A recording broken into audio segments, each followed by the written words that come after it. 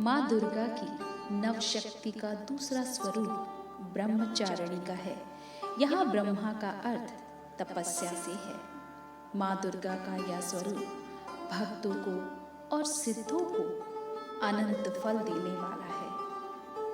इनकी उपासना से तप, त्याग, वैराग्य, सदाचार और संयम की वृद्धि होती है। इस देवी के दाएं हाथ में जप की माला है और बाएं हाथ में कमंडल धारण किए हैं। दधान कर पाद्याभ्याम अक्षमाला कमंडलू देवी प्रसीदतु मयि ब्रह्मचारिण्य नुत्तमा।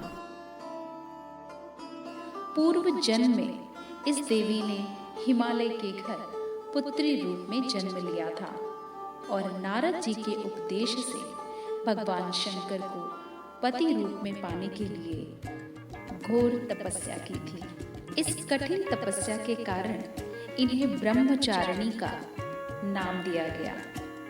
1000 वर्ष तक इन्होंने केवल फल फूल खाकर बिताए और 100 वर्ष तक केवल जमीन पर रहकर शाख पर निर्वाह किया।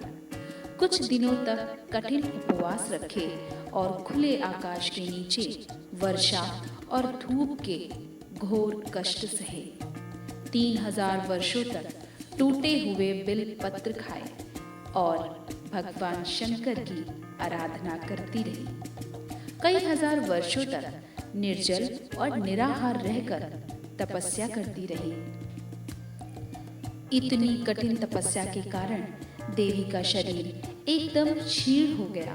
देवता, ऋषि, सिद्धगण, मुनि सभी ने ब्रह्मचारिणी की तपस्या को अभूतपूर्व पुण्य कृत्य बताया और इसकी सराहना की और कहा कि हे देवी, आज तक किसी ने इस तरह की कठोर तपस्या नहीं की। यह तुम ही से संभव थी। तुम्हारी मनोकामना अवश्य पूर्ण होगी। भगवान चंद्रमौली शिव जी तुम्हें पति रूप में प्राप्त होंगे। अब तपस्या छोड़कर घर लौट जाओ।